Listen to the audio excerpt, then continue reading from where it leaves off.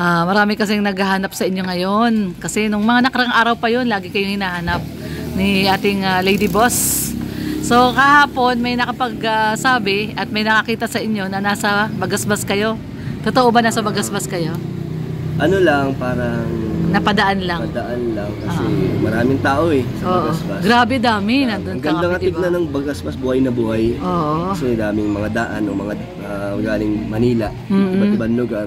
Daming tao talaga di ba? Minsan lang na rin kasi yun sa Bagasbas. Oo, yung ganyong karaming tao. Sa Bagasbas, pero kahapon maganda. Sobrang daming tao, di ba? Buhay na buhay, ang daming nagpapaano. Yung tsaka yung Saranggola. Yun, Saranggola. So anyway guys, at ito na ano natin si Papa Dan, na may tatanungin tayo, yung karamihan ng tanong din ng iba.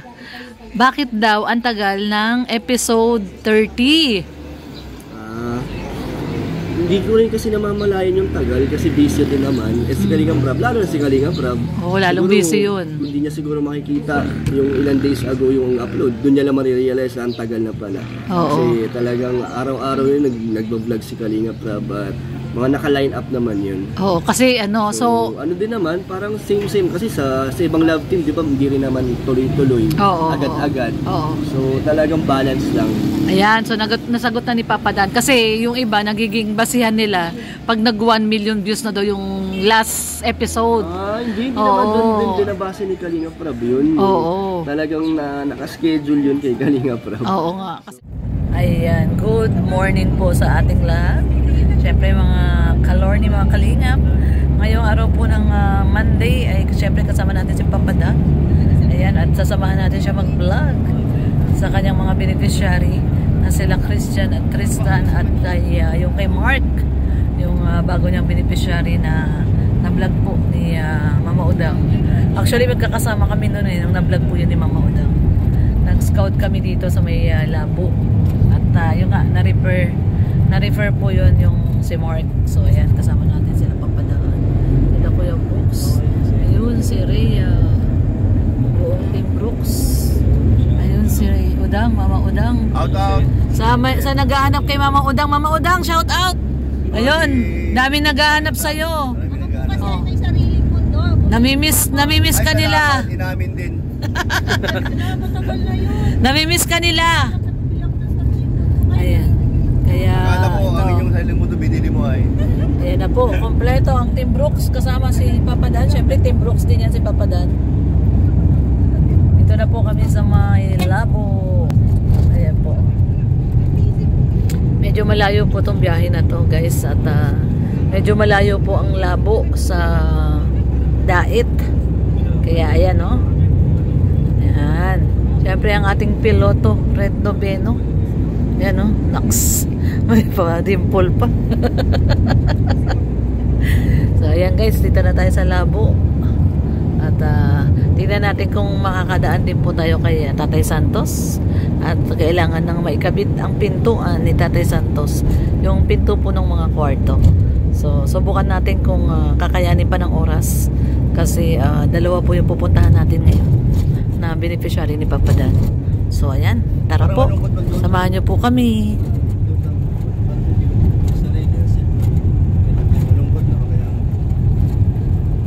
Ayan o.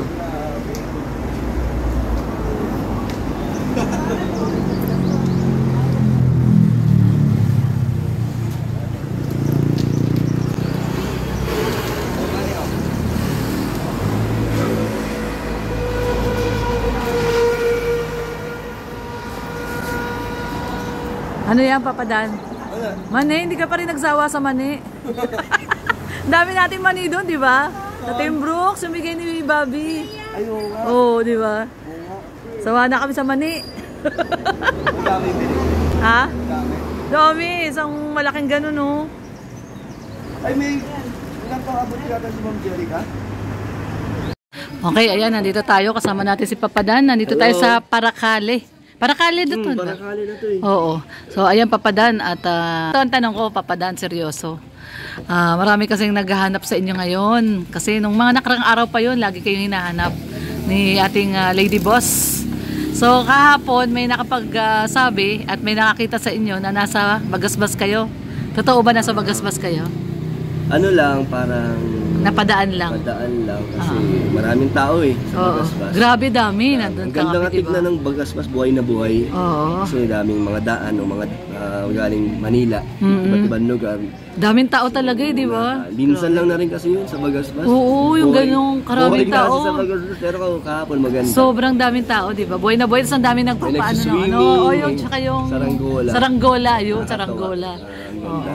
So anyway guys, at ito na ano natin si Papa Dan, na may tatanungin tayo, yung karamihan ng tanong din ng iba. Bakit daw ang tagal ng episode 30?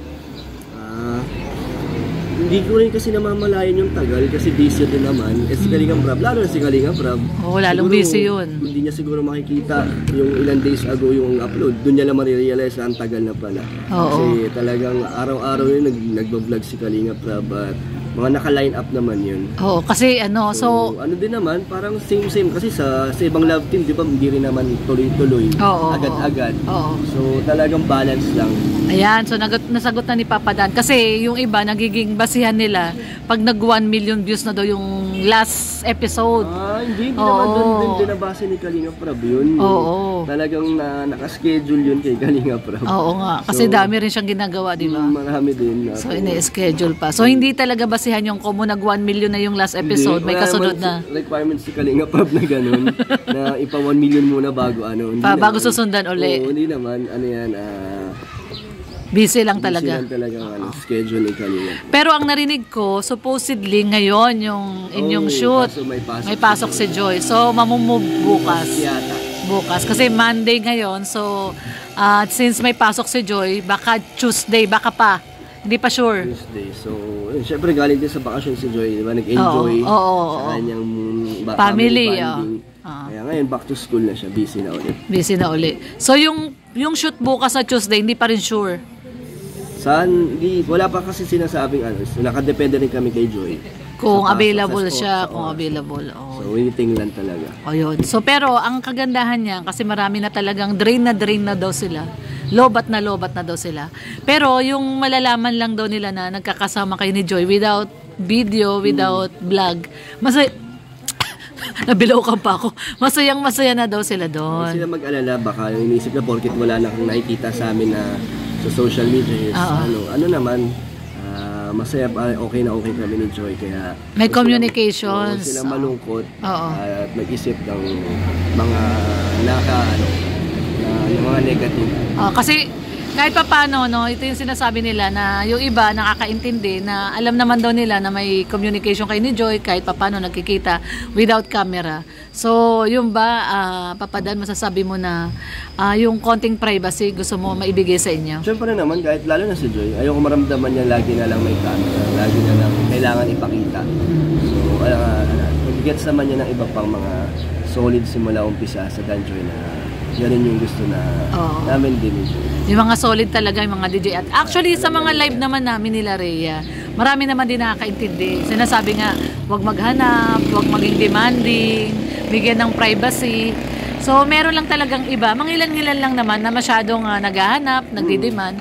Mga nakakamiss na siguro. Namimiss din talaga nila kayo. Pero yon.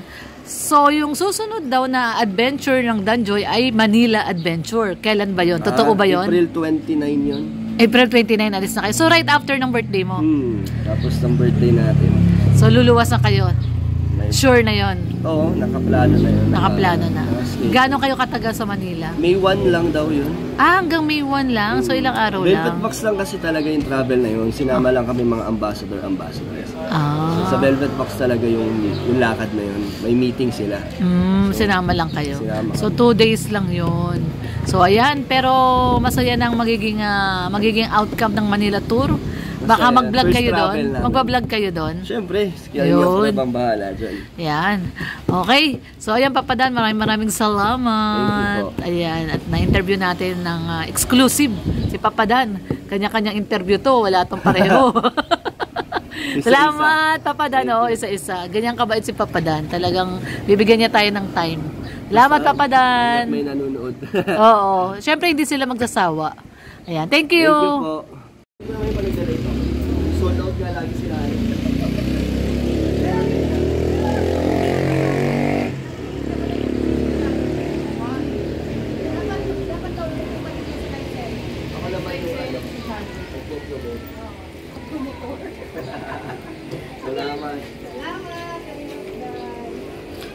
Papa Dan, may request yung mga boys. Baka naman daw pwede yung may pang boys naman, yung katulad ng mga bag mo. Kasi nagre-request yung mga boys eh. Lagi, mga girls na lang daw ang meron eh. Yung iba yun. Oh, katulad na sa'yo. Ayan o, gamit niya yun o, yung isa. Oh. Bumigay na nga ito, may pinagdadaanan, no? May pinagdadaanan. Hindi ka pa matibay. Pasabay. Paano? Sinasabit mo lang doon. Ayusin mo kasi yung pag ano mo. O, tara. Let's go, guys. Ha? Ay, wait lang daw. May order si Hana.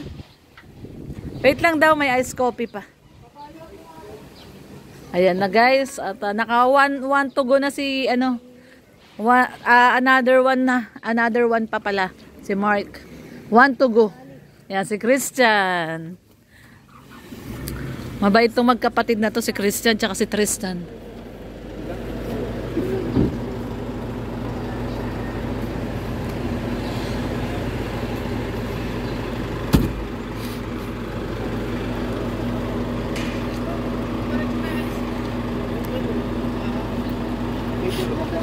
Si-set up na si Papa mo.